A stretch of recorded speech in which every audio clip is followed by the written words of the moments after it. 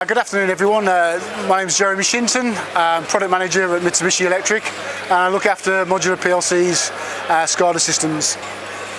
So we're going to have a look at the TSN Network demonstration area today. So CC-Link TSN is the demo that we're looking at, and TSN stands for Time Sensitive Networking. You'll see here we've got GOT, IQR PLC system, and some remote I/O, servo systems and inverter products. These are all connected on together using the new CC-Link TSN network. I want to talk a little bit about the benefits of TSN. TSN allows us to time slice the network. It allows us to provide deterministic capability across Ethernet whilst giving bandwidth for other applications across that network also.